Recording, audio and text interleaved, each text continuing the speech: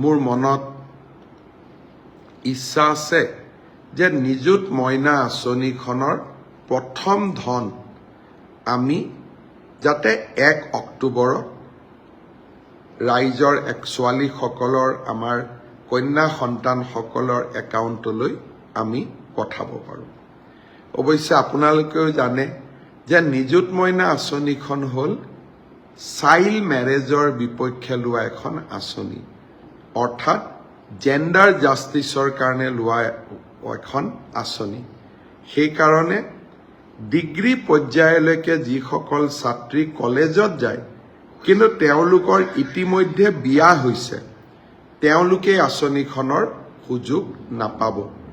অৰ্থাৎ পোষ্ট গ্ৰেজুৱেটত বিয়া হোৱা ছোৱালীয়েও এই আঁচনিখনৰ সুবিধা পাব, কিন্তু হায়াৰ ছেকেণ্ডেৰী আৰু ডিগ্ৰীত বিয়া নোহোৱা ছোৱালীৰ বাবেহে এই আঁচনিখন মুকলি হৈ থাকিব।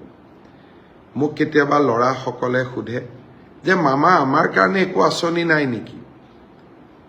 চাইল্ড মেৰেজৰ বিপক্ষে লোৱা আঁচনি এখনত মই ছোৱালীসকলকে অন্তৰ্ভুক্ত কৰিব লাগিব, ল'ৰাক অন্তৰ্ভুক্ত কৰিব নোৱাৰোঁ।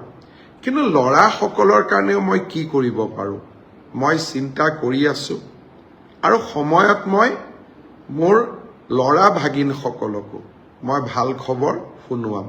আজি মাত্ৰ ইংগিতটো দি থৈ দিলোঁ, আমি ছোৱালীৰ লগতে মোৰ ল'ৰা ভাগিনসকলৰ কাৰণেও মই নিশ্চয় ভাল কিবা এটা কৰিম। আজিলৈ ইমানতে এৰিছোঁ। অহা 3 দিন দিল্লীত থাকিম। 25 তাৰিখে মই অসমলৈ উভতি যাম। এইকেইটা দিন দিল্লীত থাকিলেও অকল অসমৰ সমস্যা লৈয়ে মন্ত্ৰীসকলক সাক্ষাৎ কৰিম, সংসদসকলক সাক্ষাৎ কৰিম, কেন্দ্ৰীয় বাজেটো আহিব।